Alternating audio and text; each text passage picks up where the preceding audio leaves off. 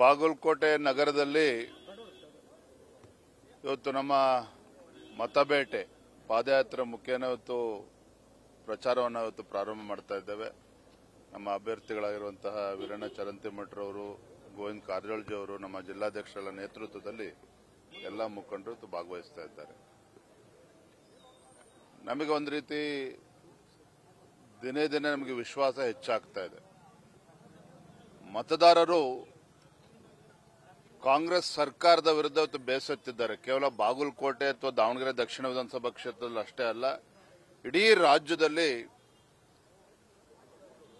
ಈ ಸರ್ಕಾರದ ವಿರುದ್ಧ ಒಂದು ಜನಾಭಿಪ್ರಾಯ ಇವತ್ತು ದೊಡ್ಡ ಪ್ರಮಾಣದಲ್ಲಿರುವಂಥದ್ದು. ನೋಡಿ, ಸರ್ಕಾರ ಬಂದು 3 ವರ್ಷಗಳಾಗಿದೆ. ಕಾಂಗ್ರೆಸ್ ಸರ್ಕಾರ ಬಂದು ಸಿದ್ದರಾಮಯ್ಯನವರ ಆದಿಯಾಗಿ ಅನೇಕ ಭರವಸೆಗಳನ್ನು ಕೊಟ್ಟಿದ್ರು. ಈ ನಾಡಿನ ಯುವ ಜನತೆಗೆ ಒಂದು ಉದ್ಯೋಗ ಸೃಷ್ಟಿ ಮಾಡೋದ್ರಲ್ಲೂ ಕೂಡ ಇವರು ಯಶಸ್ವಿ ಆಗೋದಕ್ಕೆ ಸಾಧ್ಯ ಆಗಿಲ್ಲ. 2.5 ಲಕ್ಷಕ್ಕೂ ಹೆಚ್ಚು ಹುದ್ದೆಗಳು ಇವತ್ತು ನೇಮಕಾತಿ ಆಗದೇನೆ ಖಾಲಿ ಇರುವಂಥದ್ದು.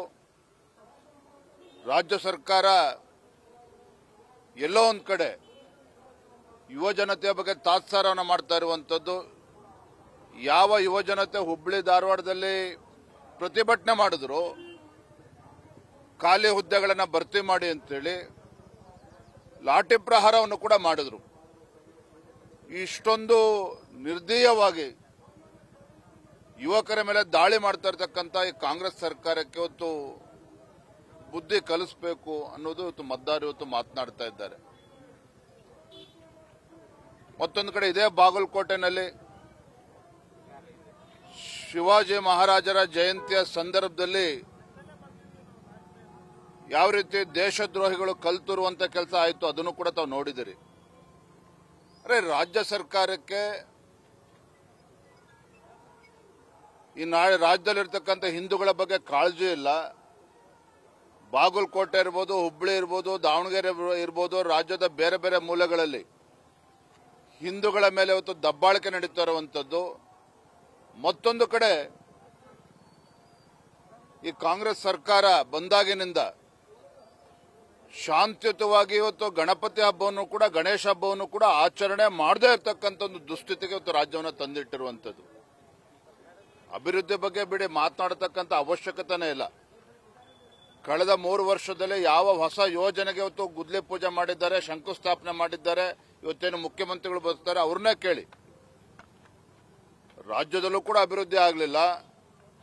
ತಮಗೆ ರಾಜಕೀಯ ಪುನರ್ಜನ್ಮ ಕೊಟ್ಟಂತ ಬಾಗಲಕೋಟೆ ಜಿಲ್ಲೆಗೂ ಕೂಡ ಯಾವುದೇ ರೀತಿ ಒಂದು ವಿಶೇಷ ಅನುದಾನವೂ ಕೂಡ ಮುಖ್ಯಮಂತ್ರಿಗಳು ಕೊಡೋದಕ್ಕೆ ಸಾಧ್ಯ ಆಗಿಲ್ಲ. ಹಾಗಾಗಿ ಇದೆಲ್ಲದರ ಪರಿಣಾಮ ಬಾಗಲಕೋಟೆ ಜನನು ಕೂಡ ಬೇಸತ್ತಿದ್ದಾರೆ. ದಾವಣಗೆರೆ ದಕ್ಷಿಣ ವಿಧಾನಸಭಾ ಕ್ಷೇತ್ರದಲ್ಲೂ ಕೂಡ ಅದೇ ಪರಿಸ್ಥಿತಿ ಇದೆ.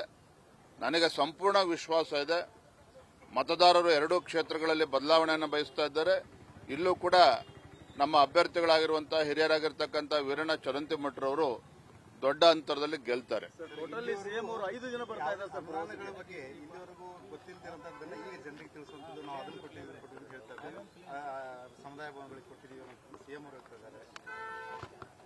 ಹಿಂದೆ ಬಿಜೆಪಿ ಸರ್ಕಾರ ಕೊಟ್ಟಿರುವ ಕಾರ್ಯಕ್ರಮಗಳು ಇವತ್ತು ಕೂಡ ಗುದ್ಲಿ ಪೂಜೆ ಆಗ್ತಾ ಇರುವಂತದ್ದು. ಯಾವುದೇ ರೀತಿ ಅಭಿವೃದ್ಧಿಗೆ ಹಣವನ್ನು ಕೊಟ್ಟಿಲ್ಲ ಅಂದೆ. ನೋಡಿ, ರಾಜ್ಯದ ಇತಿಹಾಸದಲ್ಲಿ ಮೊಟ್ಟ ಮೊದಲ ಬಾರಿಗೆ ಅಂದ್ರೆ ರಾಜ್ಯದ ಹಣಕಾಸಿನ ಪರಿಸ್ಥಿತಿ ಎಲ್ಲಿಗೆ ಬಂದು ಮುಟ್ಟಿದೆ ಅಂತ ಹೇಳಿದ್ರೆ, ಪೊಲೀಸ್ ಇಲಾಖೆ ಪ್ರತಿ ತಿಂಗಳು 1ನೇ ತಾರೀಕು ಸರಿಯಾಗಿ ಇಡೀ ರಾಜ್ಯದಲ್ಲಿ ಆ ಪೊಲೀಸ್ ಇಲಾಖೆಗೆ, ಆ ಸಿಬ್ಬಂದಿ ವರ್ಗದವರಿಗೆ ಸಂಬಳ ಕೊಡಬೇಕು. ಒಂದೊಂದು ತಿಂಗಳು ತಡ ಆಗ್ತಾ ಇದೆ.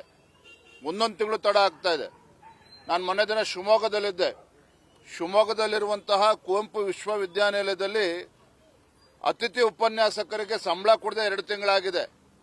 ರಾಜ್ಯದ ಬೇರೆ ಬೇರೆ ವಿಶ್ವವಿದ್ಯಾನಿಲಯದಲ್ಲೂ ಕೂಡ ಇದೇ ಪರಿಸ್ಥಿತಿ ಇರುವಂತದ್ದು.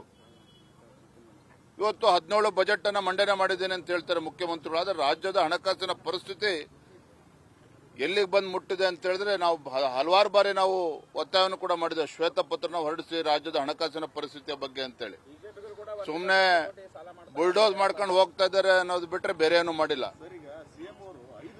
ಸ್ಥಿತಿಲಿ ಬರ್ತಾ ಇದ್ದಾರೆ. ಎಲ್ಲೋ ಒಂದ್ ಕಡೆ ಸೋಲ್ತೀವಿ ಅನ್ನೋದು ಒಂದು ಭಯ ಕಾಡ್ತಾ ಇದೆಯಾ ಹೇಗೆ ಅಂತ?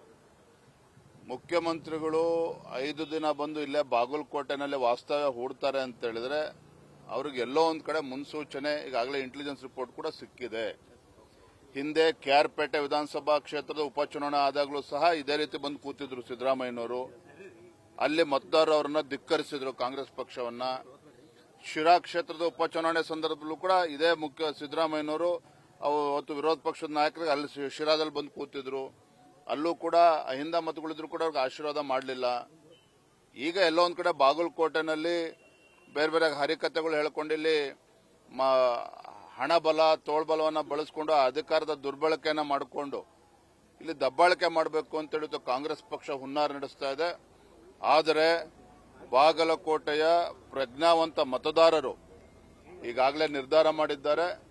ಭಾರತೀಯ ಜನತಾ ಪಾರ್ಟಿಗೆ ಆಶೀರ್ವಾದನ ಮಾಡ್ತಾರೆ. ನಮ್ಮ ವೀರಣ್ಣ ಚರಂತಿಮಠ ಅವರು ಗೆಲ್ತಾರೆ, ಯಾವುದೇ ಅನುಮಾನಗಳು ಬೇಡ. ಶ್ರೀರಾಮುಲು ನಿನ್ನೆ ಸುದ್ದಿಗೋಷ್ಠಿಯಲ್ಲಿ ಯತ್ನಾಳ್ ಬಗ್ಗೆ ಮಾತಾಡಿದ್ರು. ಪ್ರಚಾರಕ್ಕೆ ಅವರು ಕೂಡ ಬರಲಿ, ನಮ್ಮ ಅಧ್ಯಕ್ಷರು ಕೂಡ ಬೇಡ ಅನ್ನೋದು. ಭಾರತೀಯ ಜನತಾ ಪಾರ್ಟಿ ಅಭ್ಯರ್ಥಿನ ಗೆಲ್ಲಿಸಬೇಕು ಅಂತೇಳಿ ಕಾಂಗ್ರೆಸ್ ಪಕ್ಷದವರು ಕೆಲಸ ಮಾಡ್ತಾ ಇದ್ದಾರೆ ಎರಡೂ ಕ್ಷೇತ್ರದಲ್ಲಿ. ನಾನು ಪ್ರಾಮಾಣಿಕವಾಗಿ ಹೇಳ್ತಾ ಇದ್ದೀನಿ. ನಾನು ಸುಮ್ಮನೆ ನಿಮ್ಗೆ ಹೇಳಿಕೆ ಸುಮ್ಮನೆ ಉಡಾಫಿಯಾಗಿ ನಮ್ಮ ಮಾತನ್ನ ಹೇಳ್ತಿಲ್ಲ. ಕಾಂಗ್ರೆಸ್ ಪಕ್ಷದವರು ಇವತ್ತು ಒಳಗೆ ನಮಗೆ ಸಹಕಾರ ನೀಡ್ತಾ ಇದ್ದಾರೆ. ಹಂಗೆ ಬಿಜೆಪಿ ಅಭ್ಯರ್ಥಿ ಗೆಲ್ಲಿಸಬೇಕು ಅಂತೇಳಿ ಯಾರೇ ಕೆಲಸ ಮಾಡಿದ್ರು ನಾನು ಸ್ವಾಗತ ಮಾಡ್ತೇನೆ. Thank you. ಎಂಪಿ ಪಾಟೀಲ್ ಅವರು ಮಾತಾಡಿದ್ರು, ಬಿಜೆಪಿಯಲ್ಲಿ 20 ಬಾಗಿಲುಗಳಾಗಿವೆ ಅಂತ. ಯಾವ ಕಡೆ ಎಂಪಿ ಪಾಟೀಲ್ರು ನಿನ್ನೆ ಬಿಜೆಪಿಯಲ್ಲಿ 20 ಬಾಗಿಲುಗಳಾಗಿವೆ, 20 ಗ್ರೂಪ್ಗಳಾಗಿರುವಂತದ್ದು. ಚುನಾವಣಾ ಫಲಿತಾಂಶ ಬರಲಿ, ಕಾಂಗ್ರೆಸ್ ಪಕ್ಷದಲ್ಲಿ ಎಷ್ಟು ಬಾಗಿಲಿದೆ, ಬಿಜೆಪಿ ಎಷ್ಟು ಬಾಗಿಲಿದೆ ಅಂತೇಳಿ ಗೊತ್ತಾಗ್ತದೆ ಅವ್ರಿಗೆ. Thank you.